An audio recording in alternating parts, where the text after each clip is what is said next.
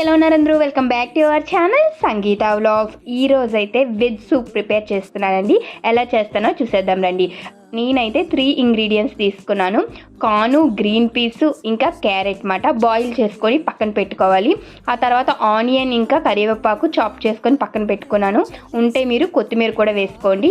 ఇంకా next pan పెట్టుకొని oil heat చేసుకొని మనం ముందుగా చాప్ చేసుకున్న ఆనియన్స్ ఇంకా కరివేపాకు వేసేసి కొంచెం సాల్ట్ వేసి గోల్డెన్ బ్రౌన్ వచ్చేంత వరకు ఫ్రై చేసుకోవాలండి. అవి ఫ్రై చేసిన తర్వాత మనం ముందుగా బాయిల్ చేసుకున్న వెజిటేబుల్స్ అన్నీ వేసేసి పెప్పర్ వేసేసి బాగా ఫ్రై చేసుకోవాలండి. మనకి యాజ్ ఇట్ ఈస్గా రెస్టారెంట్ స్టైల్ రావాలంటే ఇక్కడ మీరు కారంకి బదులుగా పెప్పర్ అయితే యూజ్ చేయండి.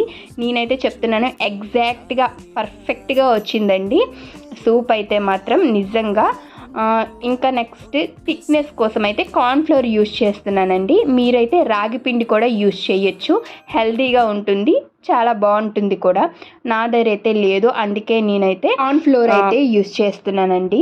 అదన్నమాట విషయం. అయితే మన సూప్కి తగ్గట్టుగా వాటర్ అయితే బాయిల్ చేసుకోవాలి. వేసుకొని వాటర్ బాగా బాయిల్ అయిన తర్వాత మనం పక్కన పెట్టుకున్న కార్న్ఫ్లోర్ మిక్స్ అనేది కొంచెం కొంచెం వేస్తూ కలుపుతూ ఉండాలి. బాగా కలపకపోతే ఉండలు అనేవి ఫామ్ అయిపోతాయండి. నెక్స్ట్ కార్న్ఫ్లోరు కొద్దిగా కాకుండా కొంచెం ఎక్కువే తీసుకోండి. ఈ వీడియో మీకు నచ్చినట్లయితే ప్లీజ్ లైక్, షేర్, సబ్స్క్రైబ్.